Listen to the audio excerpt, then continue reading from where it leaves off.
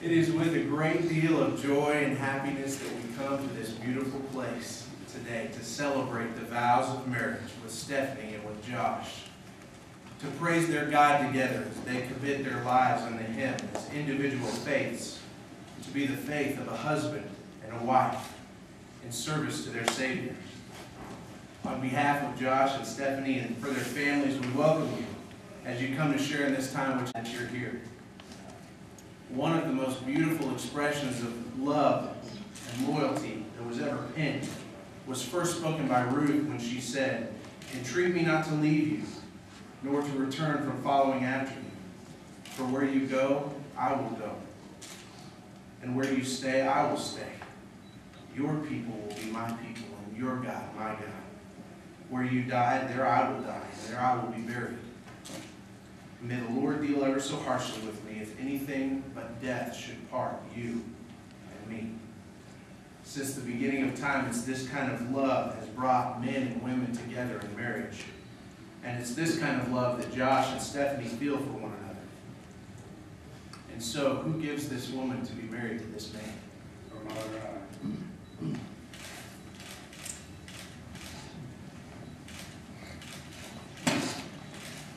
And now please remain standing while Father Reggie gives a blessing.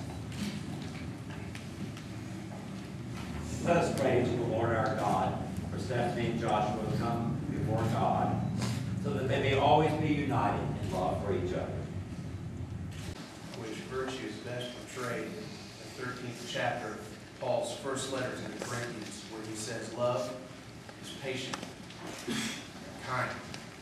Love is not jealous or boastful. It is not arrogant or rude. Love does not insist on its own way.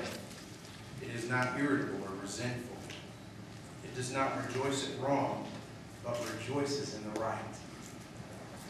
Love bears all things, believes all things, hopes all things, and endures all things. Love never fails. And now these three things abide: faith, hope, and love. But the greatest of these is love. Marriage is a companionship which involves a mutual commitment and responsibility. And Josh and Stephanie, you will share alike in the responsibilities and the joys of life. It's said that when companions share a sorrow, that sorrow is halved.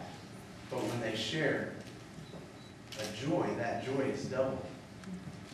And so today I would exhort you to dedicate your home to your Creator, to take His Word, the Bible, for your guide, to give loyal devotion to His church, thus uniting the mutual strength of these two communities, living your lives as His willing servants, and true joy will be your temporal and eternal reward.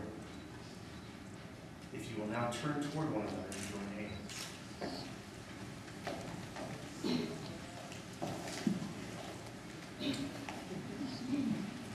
Inasmuch as you have expressed a desire to be united in marriage, I'm going to ask you to take a vow. A vow that is made not only in the presence of your family and friends, but also in the presence of God. You see, the Bible makes it clear that God is a witness to these wedding vows, and I believe that He is an unseen guest here today. He hears the vows that you make, and He intends that they be kept so long as you both shall live. Do you, Josh, take Stephanie to be your lawfully wedded wife? And do you promise before God and these witnesses to love her, to comfort her, honor and keep her in sickness and health, and forsaking all others, keep yourself only unto her, so long as you both shall live? I do. Do you, Stephanie, take Josh to be your lawfully wedded husband? And do you promise before God and these witnesses to love him, comfort him, honor and keep him in sickness and health, and forsaking all others, keep yourself only unto him, so long as you both shall live? I do.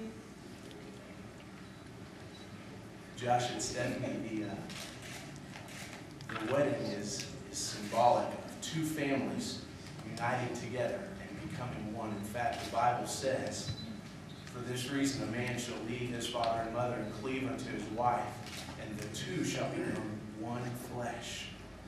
And that unity is symbolized in the unity candle.